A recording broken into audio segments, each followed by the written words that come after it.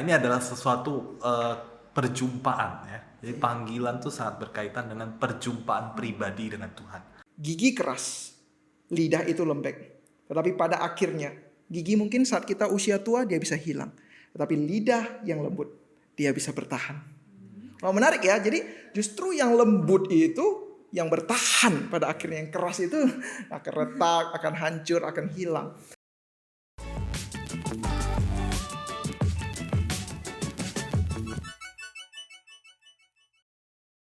Shalom pecinta ngopi, hari ini kembali lagi dalam acara podcast GKPJ Ngobrol Pahlawan Iman.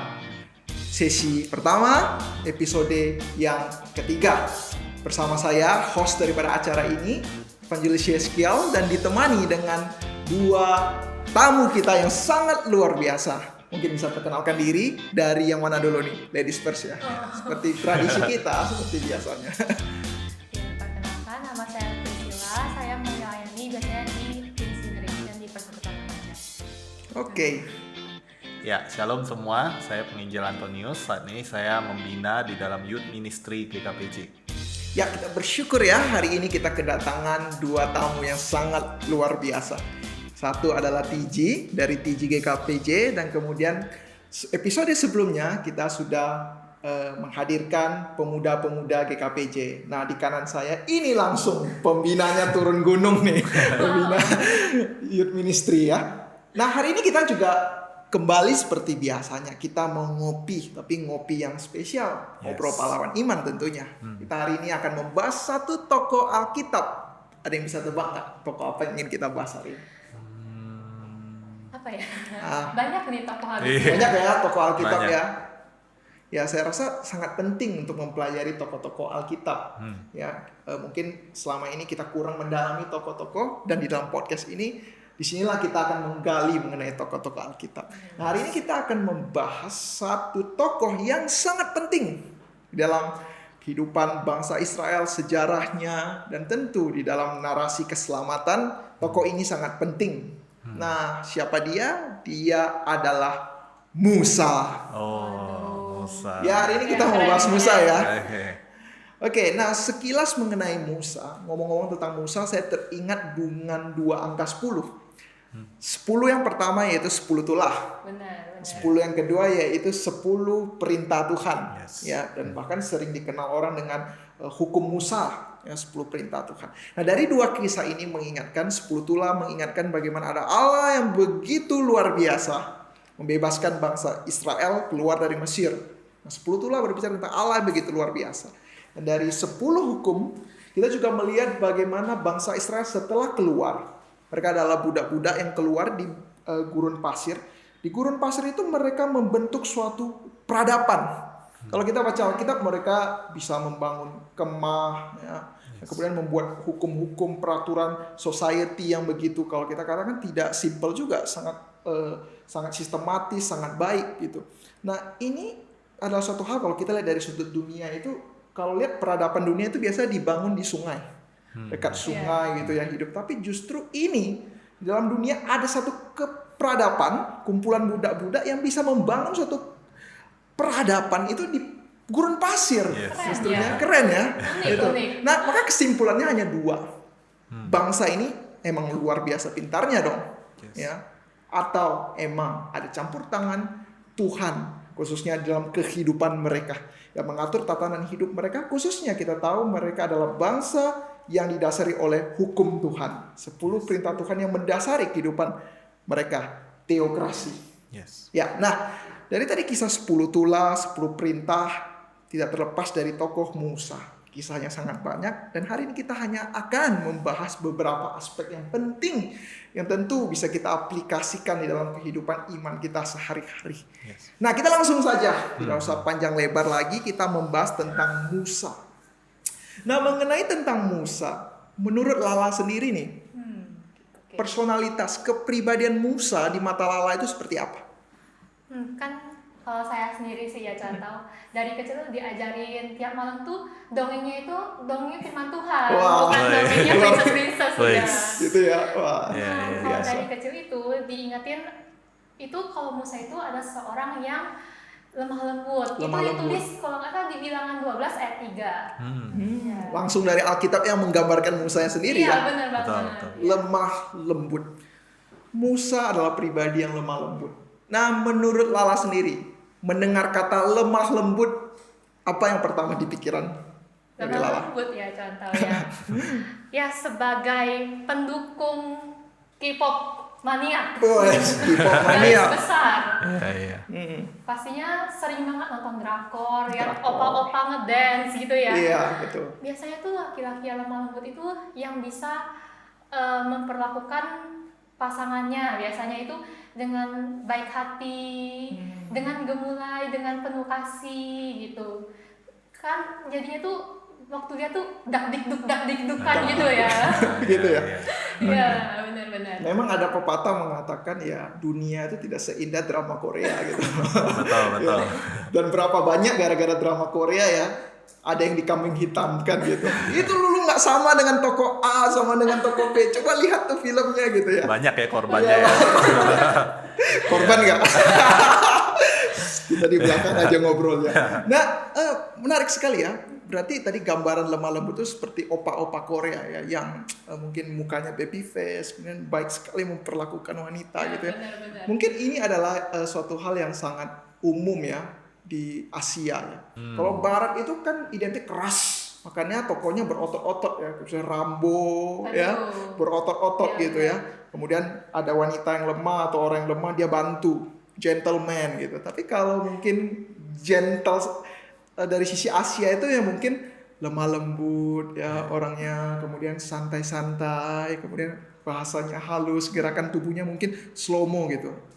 Gitu ya, gitu ya kelihatan cool gitu ya. Nah, dan kita melihat kalau misalnya nih di Barat orang yang lemah-lemah itu kan kelihatannya aduh, orang rasanya aduh nggak tertarik gitu, maunya yang bertenaga. Demikian dengan di Timur, kalau orangnya itu terlalu berotot-otot atau keras juga mungkin kita kasar gitu, kita punya stigma seperti itu. Bahkan perhatikan nggak kalau di Korea K-pop ini, Iya. K-pop ya, pas mereka menari nih, laki-laki menari di akhir mereka selalu gitu, kelihatan capek gitu. Kenapa? Wih keren, lemah gitu loh. Lelaki bisa capek gitu, wah keren gitu. Jadi udah dance di akhir, woi coba kalau misalnya di akhir udah nari di akhir gini, pasti nggak tertarik gitu ya. Jadi somehow di stigma kita tuh di Asia tuh maunya yang lemah lembut, mungkin tidak begitu mau eksis diri, pemalu gitu ya. Oh itu ya dari sudut Lala tadi menarik ya. Nah kalau dari contoh Antonius, kata lemah lembut secara literal gimana memahaminya dari bahasa Indonesia without presupposition, gimana menilai lemah lembut? Iya kalau kita belajar arti kata ya, Iya. nah, lemah lembut itu kan paling tidak kita bisa mengidentikan orang itu adalah orang yang baik hati ya. Baik hati. Baik hati, dia adalah orang yang peramah ya. Peramah. Nah, bukan pemarah. Bukan pemarah. Nah. Peramah bukan pemarah. Yes, betul. Poin yang penting ini. Nah, jadi ya kira-kira seperti itu. Terus juga kan tadi contoh Yeskel sudah sampaikan juga ya. Seringkali ada paradigma kan ya. Paradigma orang yang mengatakan kalau lemah lembut itu nggak gentle ya. Artinya orang melihat dari fisiknya. Ya, melihat dari perawakannya. Gaya-gayanya. Betul. Nah, jadi paradigma ini yang sebenarnya kita perlu tahu tidak harus seperti itu kan. Dari kata lemah lembut sendiri ini berkaitan dengan kebaikan hati seseorang ya, keramahan seseorang. Nah, kira-kira seperti Jadi itu sudah culture yang sudah begitu melekat ya tentang berbagai paradigma, mungkin ada yang sedikit konotasi negatif. Betul. Itu harus kita pecahkan gitu. Kita harus clear sebenarnya apa yang dimaksud dengan lemah lembut. Yes. Jadi dikatakan bukan gerakan, tapi bukan juga perawakan, tapi baik hati gitu loh. Itu sifat itu juga berkaitan dengan lemah lembut. Yes. Nah, dari tadi kan kita bahas gimana lemah lembut, gentle dan gentleman. Nah, kalau gitu, kalau misalnya lemah lembut itu bukan diartiin yang terengah-engah habis menari atau yang dor kayak Rambo itu. Nah, kalau gitu menurut saya itu lemah lembutnya yang kayak mana nih? Minta contoh Anton dulu deh kalau gitu. Iya. Ya. Iya, kalau lemah lembut ya berdasarkan Alkitab ya. Ya, kembali ya back to the Bible. Iya. Ya. Betul. Nah, Alkitab sebenarnya banyak sekali menjelaskan tentang lemah lembut ya. Salah satu karakter yang justru banyak ditonjolkan. Misalkan kita lihat dalam pengertian bahasa Inggris ya, lemah lembut itu sendiri diartikan dengan humble, ya, humbleness, kerendahan hati. Nah, artinya ini adalah salah satu karakter yang penting dimiliki oleh setiap anak-anak Tuhan. Terus juga Amsal juga menekankan ya untuk setiap kita yang mencari hikmat dan bijaksana untuk memiliki karakter ini, ya, rendah hati. Rendah hati, lemah lembut itu semua juga ada di dalam karakter buah roh, ya kan? Nah, di dalam Buah roh. Perjanjian Baru juga menekankan hal yang sama seperti itu. Oh, artinya lemah lembut itu yang humble gitu ya. Yes. Bukannya fisik-fisik itu. Nah, kalau gitu, kalau menurut Satowi gimana nih? Kalau menurut saya ya, lemah lembut itu. Nah, lemah lembut seolah-olah lemah lembut gitu, lemah lembut gitu ya, lemah gitu. Soalnya kalau yang lembut itu lemah. Tetapi menariknya justru orang yang lemah lembut itu memiliki kekuatan yang besar. Nah, kita lihat contoh di dalam kisah waktu itu Confucius pernah bertemu dengan Lao Tzu. Mereka mengadakan percakapan. Kemudian Lao Tzu berkata kepada Confucius begini, gigi keras, lidah itu lembek. Tetapi pada akhirnya, gigi mungkin saat kita usia tua dia bisa hilang.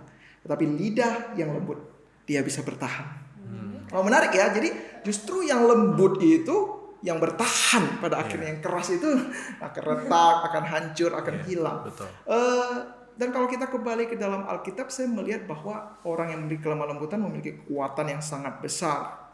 Mengapa demikian? Bahwa orang lemah lembut belum tentu lemah. Justru dia memiliki kekuatan yang begitu besar, tetapi untuk saat-saat tertentu, untuk misi-misi tertentu, atas dasar-dasar tertentu, misalnya kehendak Tuhan atau kasih, dia memilih untuk melakukan yang seharusnya dia mampu melakukannya.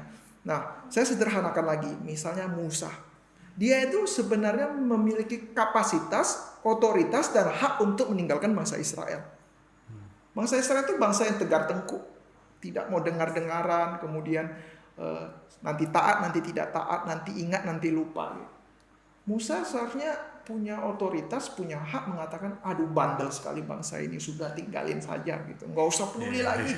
Ya, atau mungkin mereka melakukan kesalahan, ya dia bisa katakan kepada Tuhan, Tuhan hukumlah bangsa ini. Ya, rasakan, emang itu yang harus kamu tanggung gitu.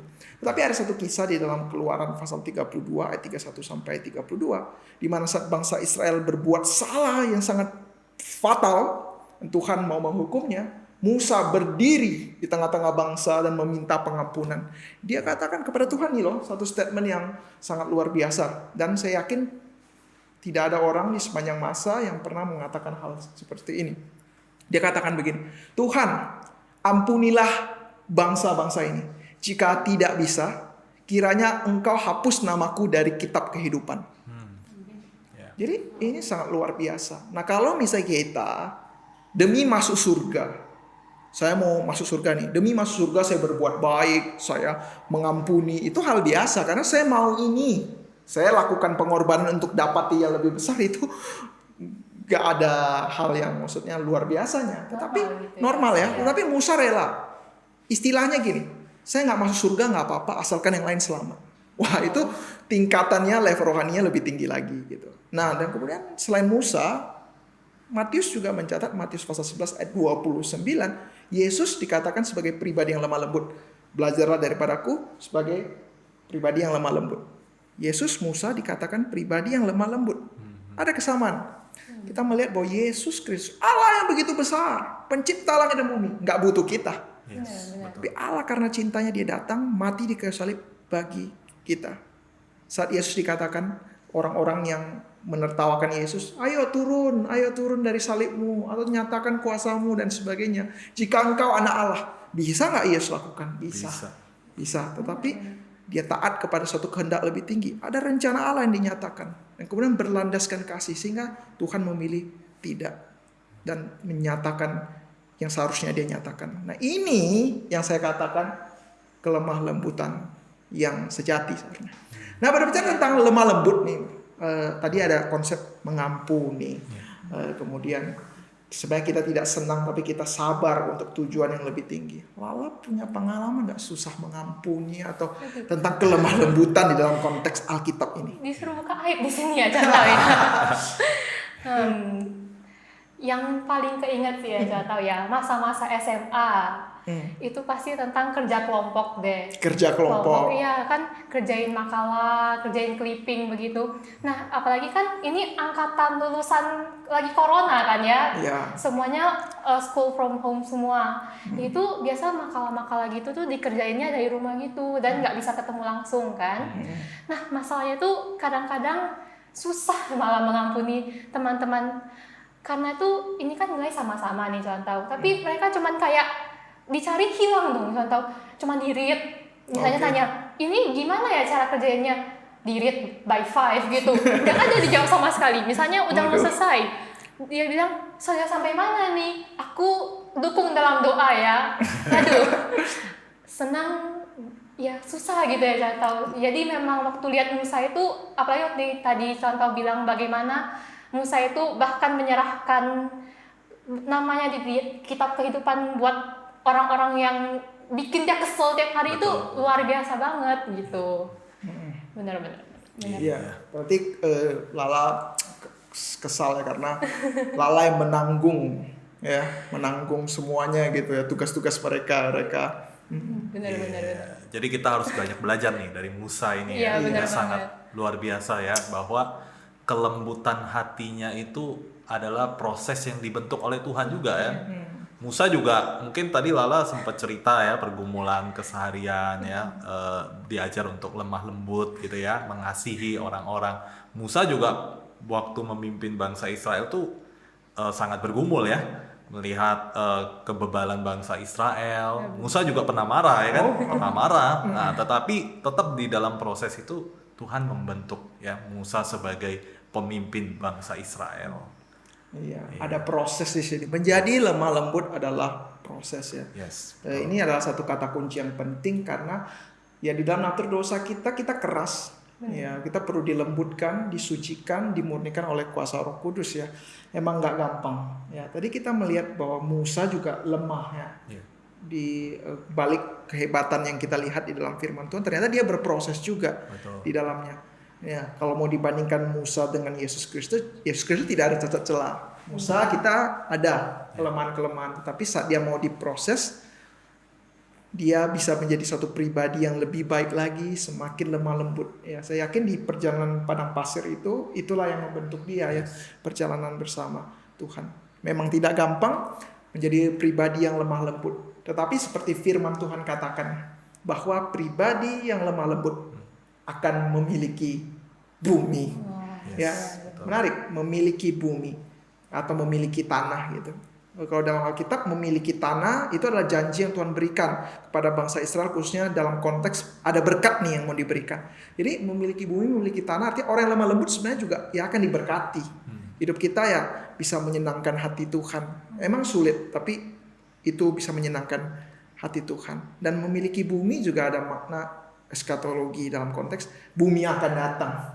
Ya, pribadi yang penuh kasih, pengampunan ya nanti dia akan mendapati ya apa yang dijanjikan, itu ya bumi yang baru, langit bumi baru. Dan tentu ada kepenuhan saat seseorang itu belajar serupa seperti Kristus, dia memiliki segala sesuatu. Karena orang di dalam Kristus sebenarnya sudah memiliki segala sesuatu. Mungkin kita susah, disakiti, kita tidak mendapati kesenangan yang mungkin bagi orang-orang yang merasa kalau sudah balas dendam, kalau melakukan apa yang saya mau, itulah yang kesenangan. Tapi mungkin banyak yang dikorbankan saat kita melakukan kelemah lembutan. Tetapi kita banyak hilangkan sesuatu yang mungkin orang dunia anggap baik, tetapi di mata Tuhan itu yang terbaik, dan justru kita mendapati segalanya. Yaitu di dalam Tuhan, disitulah kepenuhan yang sejati. Artinya lemah lembut yang sebelumnya saya pikirin di kepala itu beda sama saya. Ternyata kalau lemah lembut itu harus humble, harus bisa memiliki karakter yang dimana mau mengampuni seperti itu. Nah, tadi kan habis bahas tentang personalitas Musa nih, contoh ya. Habis bahas personalitas, bahas apa lagi nih? Selain personalitas Musa ya yang lemah lembut, yang penuh kasih, pengampunan, pengontrolan diri, tidak egois ya. Musa mungkin panggilan Musa. Yes, Ya, betul. panggilan Musa juga sangat ikonik ya, sangat Ya, menarik gitu ya. penting. Mungkin contoh Antonius bisa memberikan sedikit background panggilan Musa, konteksnya seperti apa dan mengenai panggilan. Kan Musa dipanggil tuh sudah lama kalau kita bilangnya perjanjian lama. Nah, ada hubungan nggak dengan kita yang hidup di zaman anugerah dalam memahami konsep panggilan? Ya, kalau berbicara tentang panggilan kan ya, setiap kita kan dipanggil. Demikian juga Musa ya, dia memiliki panggilan yang unik ya. Bagaimana Tuhan menampakkan diri ya dalam bentuk nyala api di semak duri ya. Nah, ini adalah sesuatu perjumpaan ya. Jadi panggilan itu sangat berkaitan dengan perjumpaan pribadi dengan Tuhan. Relasi yang dibangun antara Musa dengan Tuhan itu adalah relasi yang intim. Nah, demikian juga setiap kita kan, panggilan hidup kita berbeda-beda, macam-macam. Tetapi yang paling utama adalah pada waktu kita dipanggil, bagaimana relasi kita dengan Tuhan, perjumpaan kita secara pribadi dengan Tuhan. Musa dipanggil sebagai apa contoh? Antonius kalau di dalam Alkitab. Musa dipanggil sebagai pemimpin ya kan, bangsa Israel. Pada waktu itu Tuhan memerintahkan Musa untuk boleh memimpin. Nah, tapi ingat gak contoh, Musa juga waktu itu sempat ragu-ragu kan ya. Oh, iya. Dia sempat gentar, dia sempat merasa dia tidak fasih berbicara, dan mungkin dia mengeluarkan berbagai alasan yang lain. Nah, tetapi di dalam hal ini Tuhan kembali mengingatkan. Tuhan menguatkan Musa dan memberikan kemampuan kepada Musa ya kan. Tuhan juga memberikan Harun sebagai pendamping dia di dalam boleh memimpin bangsa Israel. Mungkin itu juga yang terjadi kepada setiap kita. Kita pernah ragu, merasa ini nggak cocok dengan saya tidak mampu, ya kan? Tapi selalu ingat bahwa Tuhan pasti akan memberikan kemampuan itu kepada setiap kita, memampukan kita untuk boleh menjalani panggilannya. Ini memang gimana pun waktu sebagai pemimpin pun pasti ada campur tangan Tuhan di dalamnya gitu ya. Yeah. Nah, ini nih kan bagaimanapun karakteristik orang sih beda-beda kan ya. Betul. Ada yang introvert, ada yang extrovert. Jadi juga tadi contoh Anton juga bilang gimana Musa punya keraguan, gimana dia bilang nggak fasih berbicara. Itu kan artinya menandakan Musa itu introvert gitu ya. Nah, biasanya kan orang introvert tuh pendiam begitu. Apakah dengan karakteristik yang berbeda introvert dan extrovert itu mempengaruhi seseorang dalam memimpin gitu contohnya? Ya, begini. Kalau kita lihat dalam teori-teori dunia kan mengatakan bahwa introvert itu adalah seperti ini, extrovert seperti ini. Seolah manusia itu sudah di fix kotak kamu begini ya begini begitu. Nah, Musa sebagai pemimpin, ya tadi katakan kemungkinan dia adalah introvert gitu. Tapi saya juga tidak bisa langsung mengatakan bahwa Musa introvert juga gitu. Bagi saya begini, banyak kok pemimpin-pemimpin hebat justru dia introvert gitu loh. Kemudian belum tentu orang yang ekstrovert itu bisa memimpin dengan baik juga. Itu tidak pasti. Tapi tentu ada perbedaan-perbedaan, ada kelebihan-kelebihan yang dimiliki plus minus ya, baik ekstrovert maupun introvert. Tapi saya melihat tidak ada orang yang 100% introvert dan 100% ekstrovert gitu. Agak sangat sulit untuk menentukan. Nah, kemudian yang kedua, tidak peduli ekstrovert dan introvert, tidak peduli kaya atau miskin, lemah atau kuat. Kalau Tuhan panggil, Tuhan pasti mampukan. Yes, betul. Nah, itu adalah yang paling penting ya. Kalau Tuhan memanggil pasti ada janji. Contoh sederhana, pergi jadikan semua bangsa muridku. Gimana mau muridkan ke seluruh dunia? Emang Tuhan kasih paspor, Tuhan kasih uang, Tuhan kasih bekal makanan gitu. Ya, pergi jadikan semua bangsa murid. Gimana gitu? Misal hari ini Tuhan berkata kepada kita, gerejanya, pergi muridkan seluruh bangsa. Waduh, gimana ini? Apa yang Tuhan berikan gitu? Tapi justru yang diberikan adalah dirinya. Aku akan menyertaimu sampai kesudahan zaman. Nah, ada perintah, ada janji. Musa dipanggil memimpin bangsa Israel. Aduh, takut, nggak mampu. Tapi Tuhan masih berikan. Ada Harun yang menemani, kemudian mengurus bangsa yang begitu besar. Aduh, besar sekali. Tuhan kirimkan Yetro. Yetro yang mengingatkan Musa, ayo bentuk kelompok-kelompok, ya, kelompok-kelompok ada pemimpin kelompoknya sehingga lebih teratur gitu. Jadi nggak harus Benar-benar. sendiri gitu, burn out sendiri mengurus banyak ya. Bukan work hard tapi work smart. Gitu loh. Iya. Diingatkan, oh ya, oke. Tuhan kirimkan orang-orang yang membantu. Demikian di dalam panggilan kita mungkin susah, sulit, tapi Tuhan mungkin melalui teman kita, keluarga kita, gereja untuk mensupport kita. Dan tentu Dia memberikan dirinya sendiri. Roh Kudus yang menyertai kita. Oh gitu. Tapi memang menguatkan banget ya contoh. Ternyata nggak cuman karena karakter itu bisa membuat orang, oh kamu nggak cocok jadi pemimpin. Ternyata Iya. memang ada campur tangan Tuhan gitu ya. Betul. Nah, Swantau ini kepikiran banget sih ya Swantau. Kan dari kecil itu sering banget deh anak-anak dibilang, dari kecil kamu harus belajar, harus pintar pokoknya supaya besar kamu bisa jadi orang sukses, bisa jadi bos besar gitu. Dan banyak banget orang-orang yang bilang kayak harus bisa jadi bos, harus bisa jadi pemimpin yang baik, yang kelihatannya yang nggak bener-bener nggak peduliin bawahan-bawahan mereka gitu kan ya. Nah, itu tuh di pandangan manusia dan juga dunia itu seperti itu. Tapi kalau misalnya dari kacamata orang Kristen tuh gimana ya Contoh? Oke, menarik nih ya. Iya. Kadang kita itu suka melihat Benar. pemimpin ya itu dari perawakannya. Tadi kan seperti Iya. saya bilang. Kadang kita merasa, oh ini statusnya bos nih, ya dia pemimpin yang besar. Tapi sebenarnya ada yang lebih penting ya daripada hanya sekedar statusnya atau yang menjadi nomor satu tadi. Bahwa apa yang sudah dilakukannya. Nah, kita belajar dari Musa. Musa dia adalah orang yang bertanggung jawab. Dia sebagai pemimpin, dia menjadi orang yang paling terdepan. Waktu bangsa Israel menghadapi jalan buntu, di depannya laut Tebrau, siapa yang duluan maju? Tentu Musa, Musa, ya kan? Dia menjadi yang terdepan, bertanggung jawab memimpin bangsanya. Jadi seorang pemimpin bukan hanya sekedar dia bisa memiliki otoritas ya, suka-sukanya gitu, tetapi dia menjadi orang yang paling bertanggung jawab. Nah, selain itu Musa juga orang yang mendengarkan, ya kan? Mendengarkan keluh kesah bangsa Israel, dia belajar sabar mendengarkan mereka, dan disinilah kita lihat proses kelembutan hati tadi ya, iya. seorang Musa. Nah, Saya setuju dengan konsep itu. Ya bahwa pemimpin ya satu sisi dia in the top, tapi dia harus juga mendarat ke bawah gitu ya. Seperti Betul. dikatakan Musa itu sangat humble ya. Dia mau mendengarkan keluhan-keluhan gitu ya. Dan menarik emang kalau kita pikirkan Musa sendiri dia itu mau mendengarkan nasihat ya daripada Yetro. ya, Kita kalau mau lihat Yetro itu kerjanya apa? Berhubungan dengan ternak. ya, Sedangkan Musa, kita lihat latar belakangnya, dia lahir di Mesir.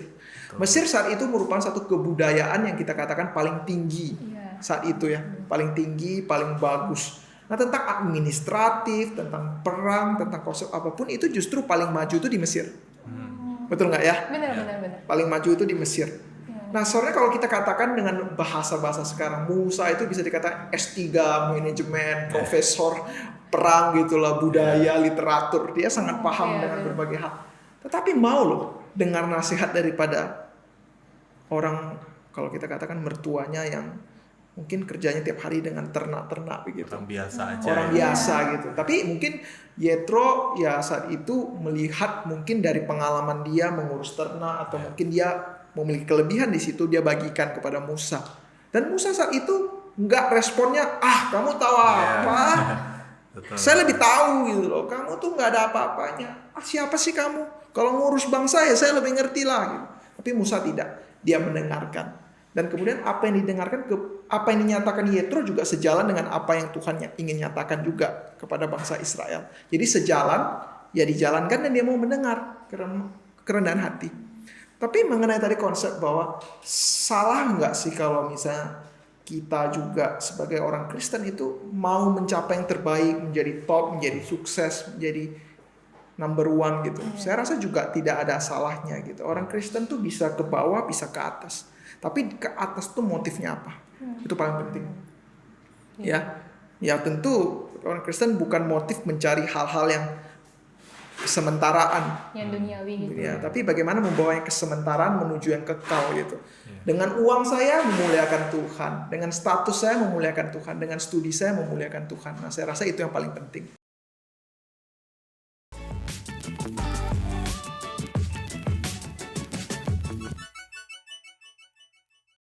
Artinya memang dari seorang pemimpin tuh bukan berarti bisa semena-mena ungkang-ungkang kaki, nyuruh ini itu. Ternyata memang kembali ke motifnya sendiri dan bagaimana dia bisa mendengarkan bawahan-bawahannya gitu ya. Iya, betul. Nah, kan Musa itu gak cuman dibilang oleh Alkitab itu lemah lembut, tapi bilangan 12 ayat 7 sendiri kasih tahu kalau Musa itu adalah seorang pribadi yang setia. Nah, apakah sikap kesetiaan ini berpengaruh dalam bagaimana seorang memimpin sesuatu gitu?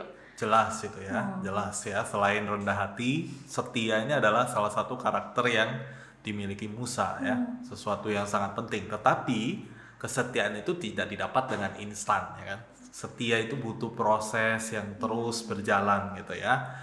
Ketika ada tantangan, dia tetap setia kepada Tuhan. Mungkin setiap kita juga sekarang di masa pandemi ya, sangat diuji banget ya kesetiaan kita beribadah sama saat Tuhan. orang nggak lihat gitu. Betul, kadang kita di rumah ya beribadah secara online, mungkin kita bisa sambil tiduran ya. Benar Nah juga itu Sambil kalau ngopi lagi. betul, iya. Jadi kalau kita nggak benar-benar melihat kepada Tuhan, ya kita menjadi orang yang nggak setia pada akhirnya. Ini memang kesetiaan itu memang suatu hal yang benar-benar penting ya. Yes. Aduh, kayak kena banget gitu ya contoh, apalagi tadi contoh bilang masa-masa pandemi. Betul. Apalagi kan kita lihat dong anak-anak sekolah deh contoh, nggak usah jauh-jauh. Kan dari kecil diajarin nilai harus bagus gitu kan ya. Tapi lama-kelamaan kan untuk mengejar nilai itu kan juga perlu usaha. Nah, tapi di masa pandemi ini bahasanya mereka bisa nge-cheat nih.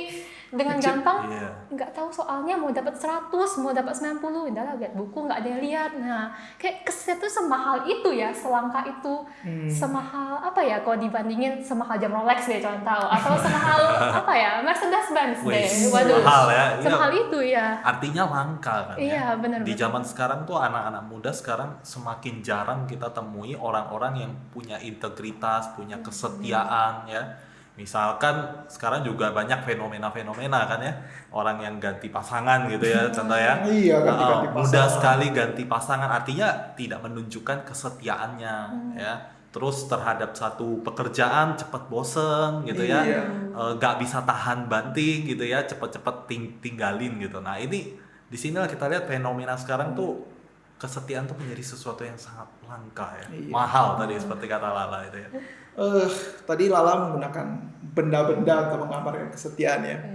Tapi mungkin ada orang-orang tertentu menganggap murah itu juga. Iya. Ya, bisa beli juga itu. Ya. Iya. Tapi mungkin kesetiaan lebih mahal lagi dari benda-benda gitu. Sangat mahal dan sangat berharga. Dari sederhana tadi katanya studi ya. Iya. Studi. Kita nggak dilihat orang bagaimana kita nyontek nggak ya, nggak ada guru gitu. Ya, kemudian ibadah sekolah, bahkan sekolah pun mungkin atas seragam bawa celana pendek ya, nggak ada yang nampak gitu ya.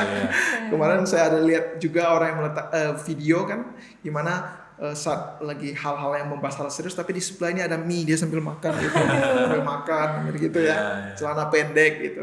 Kemudian juga ibadah gitu ya. Ini sangat penting dan fenomena gonta-ganti banyak hal. Ini bosan pindah ke sana, ini bosan pindah kemana. Banyak hal yang seperti itu. Tidak setia. Bayangkan kalau Musa bosan dari doa, bangsa ini membosankan, pindahlah, saya tidak setia. Juga tidak bisa memimpin. Ya. Gitu. Bosan bangsa Israel, gantilah pimpin bangsa lain gitu. Tapi tidak, dia terus jatuh bangun ya, berputar-putar pun 40 tahun Di padang gurun lagi, padang panas-panasan. gurun, tapi tetap setia. Betul. Iya, nah tadi kan kita udah bahas ya tentang karakter ya, tentang lemah lembut, terus juga tentang panggilan nih. Iya. Nah, sekarang kira-kira kita mau bahas apa lagi nih? Ayo, bahas apa? Terserah tentang Mungkin menurut saya soal spiritualitas. Spiritualitas, Penting ya, kita tentang mau belajar. kerohanian seorang Musa. Nah kalau menurut contoh Yeskel bagaimana tentang kerohanian Musa ini? ya kita juga pasti dong mau belajar dari tokoh-tokoh Alkitab gimana rohaninya ya. Kalau dari sesi-sesi sebelumnya kan Daud, Abraham, kita melihat bagaimana kehidupan firman-Nya, doa mereka gitu ya. Tentu itu tidak bisa dipungkiri lagi iman mereka, relasi mereka dengan Tuhan. Nah tentu saya yakin Musa juga memiliki kriteria-kriteria seperti itu. Iman yang besar, dia dekat dengan firman. Kemudian bagaimana doa-doa Musa itu dicatat bagaimana doanya begitu luar biasa. Tapi ada satu poin dari Musa yang saya mau coba bawa yang jarang sekali dibahas. Apa itu? Apa itu ya? Betul. Kembali. Adalah tentang kerohaniannya. Kita melihat kerohanian Musa dari puji-pujian. Ada 2 kali lagunya Musa dicatat di dalam Alkitab. Salah satunya ya di dalam Keluaran pasal 15 dan Wahyu 15 ayat 3. Jadi ada lagu Musa loh, pencipta Keren, ya? lagu Musa.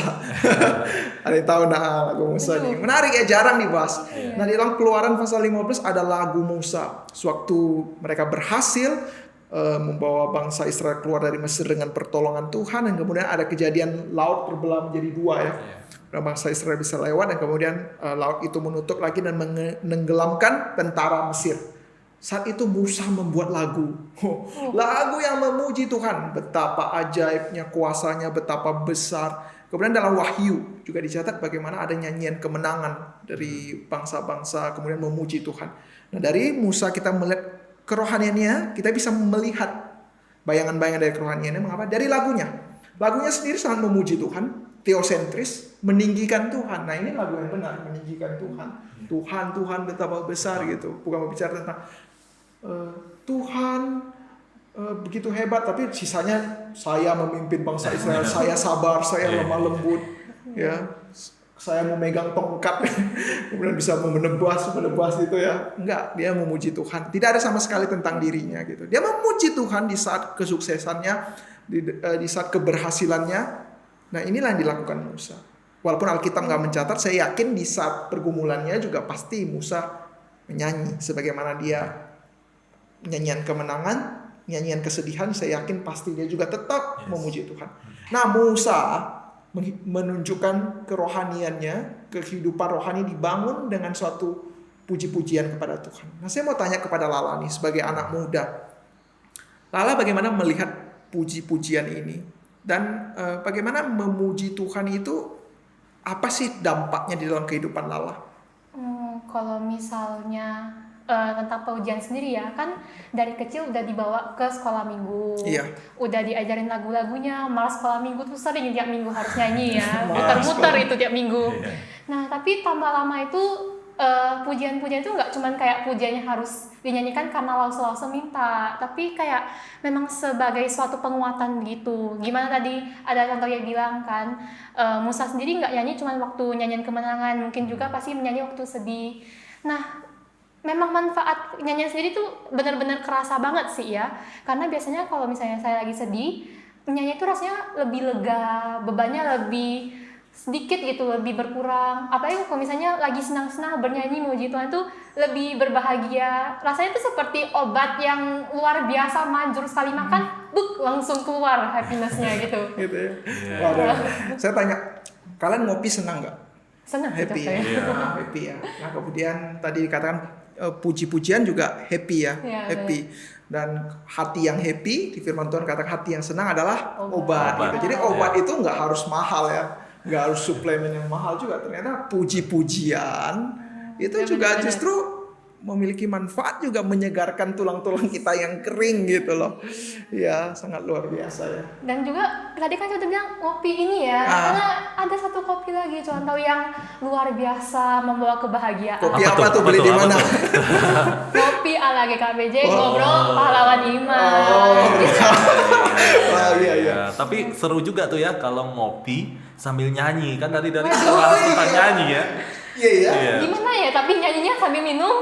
Jarang ya. Ngopi happy, ya pujian happy. Ya kalau nyanyi sambil ngopi double joy. Gak pernah dicoba. Boleh kita coba nanti. Ya nanti kita coba sekali-kali. Iya. Benar. Wah menarik nih. Ya kita kembali dulu contoh, nanti kita ngopinya nih.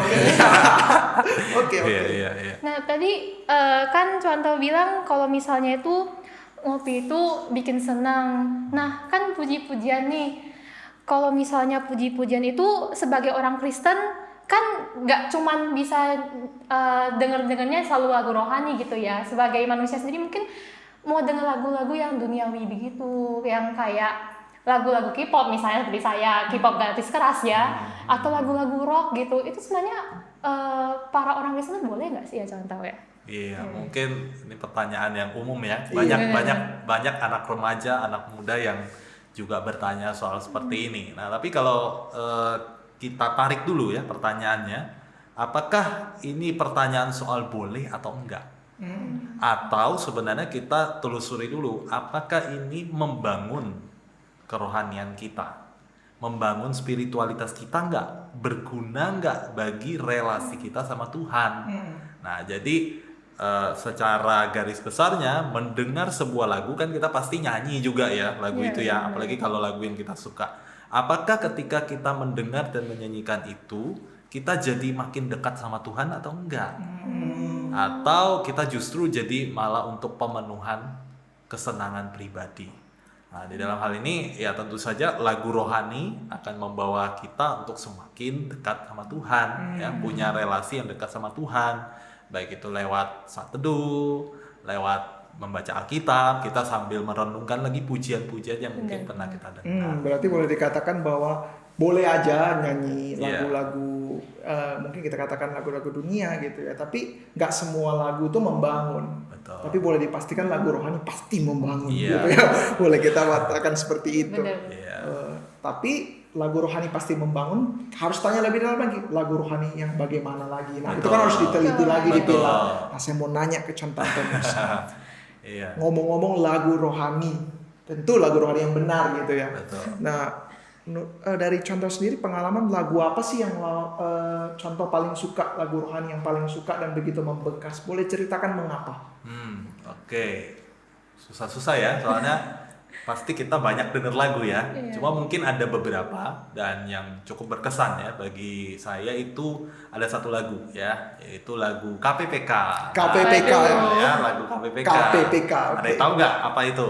Ayo, banyak ya lagu banyak KPPK ya. TK nomor berapa ayo? Sangat besar anugerahmu. Wow, amazing. Amazing grace. Amazing. Ya, nah, jadi mengapa lagu ini berkesan ya bagi saya? Nah, saya kalau kita belajar lagu ini, latar belakangnya itu ditulis oleh seorang yang mengalami satu kejadian yang amazing, yang luar biasa. Ya, seorang yang mungkin bagi dia dulu Tuhan tuh biasa aja ya. Hanya di dalam kehidupan sehari-hari berlalu begitu aja. Tapi melalui satu momen ketika dia menaiki sebuah kapal, lalu kapalnya itu hampir tenggelam ya karena ada badai. Nah, tiba-tiba di situ dia mengalami satu anugerah Tuhan ya. Dia boleh selamat, dia boleh menghayati cinta kasih Tuhan. Ayo, kira-kira mungkin tahu nggak siapa tokoh ini? Ayo, mulai tebak-tebak ya. Kembalikan ke Contoh lah jawabannya. Mungkin yang di rumah juga sudah lagi ini ya. Sudah tahu mungkin. Sudah Atau tahu, jangan ya. ada yang nggak tahu. Iya. Apaan itu lagunya? Iya, dia langsung saja. Ya, dia adalah John Newton. John Newton, Ya, bukan jadi- Isaac Newton. Aduh, keinget fisika nih. Mungkin dalam kehidupan kita menganggap bahwa anugerah Tuhan tuh biasa aja kadang-kadang ya. Tetapi justru dari lagu ini saya tuh belajar ya bahwa anugerah Tuhan tuh besar ya. Baik itu dari hal-hal yang kecil, hal-hal yang besar yang terjadi dalam hidup kita, semua itu karena anugerah Tuhan. Nah, jadi dari lagu itu saya semakin belajar ya menghayati cinta kasih Tuhan. Waktu saya lagi sakit ya, saya kadang dengar lagu itu, saya meyakini bahwa ada anugerah Tuhan yang cukup ya di dalam kehidupan saya. Waktu mengalami kesulitan hidup, belajar juga dengar dari lagu itu dan meyakini bahwa anugerah Tuhan itu besar. Nah, Contoh, ini kan tadi kelihatan banget ya kentara ya. Apalagi tadi waktu Contoh Anton bilang gimana bukan persoalan boleh atau enggaknya nih, tapi bagaimana lagu itu mengajarkan kita untuk dekat sama Tuhan. Nah, ini permasalahan yang kecil tapi umum kayaknya ya, Contoh ya. Apa tuh? Nah, nih saya nih sendiri contohnya suka nyanyi, tapi suaranya kurang bagus nih, Contoh. Nah, itu kalau sebagai orang Kristen suara jelek gimana ya kalau nyanyi? Begini ya, kalau saya secara pribadi, saya sendiri tidak memiliki talenta menyanyi. Sama ya, Contoh ya? Sama ya. Kalau disuruh nyanyi ya saya bukan talenta itu, saya jujur ya. Kemudian saya dulu pernah diberikan adik saya perempuan, dia bermain piano basisnya. Dia berikan saya tes untuk melihat waktu itu tes dari Cambridge University Online untuk melihat apakah kamu punya bakat musik gitu loh. hasilnya aduh parah, dan kemudian saya disarankan udah kamu jangan bergerak di bidang ini gitu.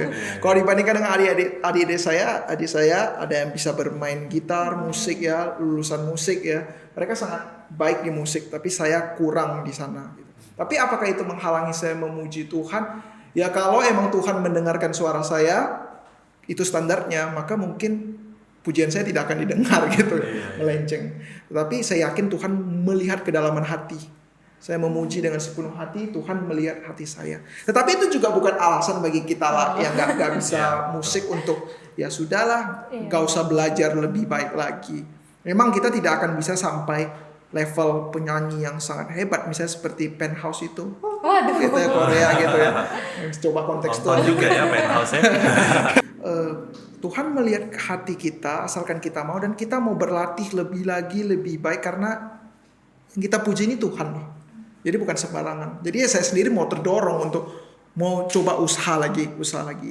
Walaupun itu bukan talenta, dan saya yakin setiap kita juga nggak bisa menyanyi, jangan khawatir. Banyak talenta yang Tuhan berikan kepada kita. Mungkin memasak, mungkin penginjilan, mungkin bakat mengajar, ya bakat untuk mementor orang lain, ya relasi, banyak sekali. Jadi tidak hanya di satu aspek. Tapi kita yakini bahwa Tuhan tidak melihat hal-hal yang lahiriah itu.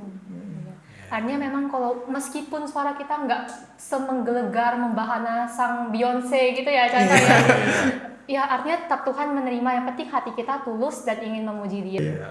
Luar biasa ya. Tadi kita bahas kerohanian, ternyata sangat erat juga kaitannya sama memuji ya. Iya. Memuji yang bukan hanya sekedar suara, tapi bagaimana ketulusan hati kita juga ya di dalam memuji Tuhan ya.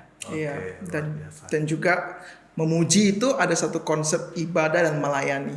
Ternyata nggak hanya suara kitalah pujiannya. Wah, itu menarik juga ya. Kalau kita lihat Musa, jatuh bangun kehidupannya itu bisa berbentuk suatu melodi lagu gitu ya. Demikian kita ya, jatuh bangun, kita tetap mau konsisten, mau setia melayani, mau belajar lemah lembut. Dari situ kita bisa menjadi suatu berkat bagi orang lain, kesaksian. Nah itu adalah satu melodi, suatu pujian yang indah di tengah-tengah dunia ini. Dan yang terpenting tadi soal lagu-lagu itu, lagu apapun itu, kita juga jangan hanya berhenti di sensasi.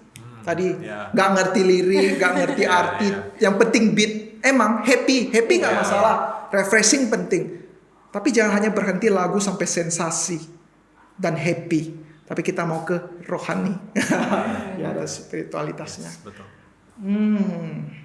Oh iya, tadi ngomong-ngomong nih, idenya Contoh Antonius. Bagaimana kalau ngopi sambil nyanyi gitu?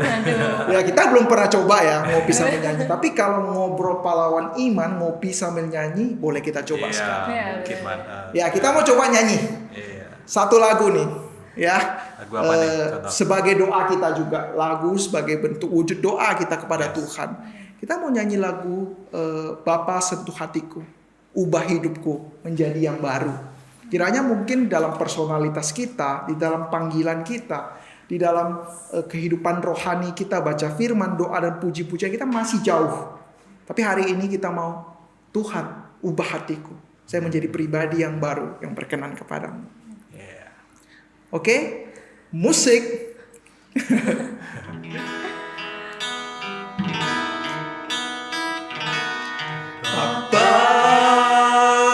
Sentuh hatiku, ubah hidupku menjadi yang baru, bagai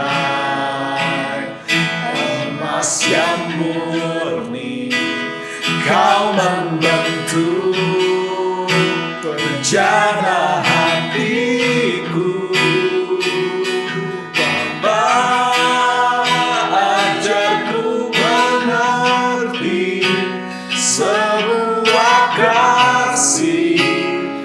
Selalu memberi bagai air mengalir yang tiada pernah berhenti.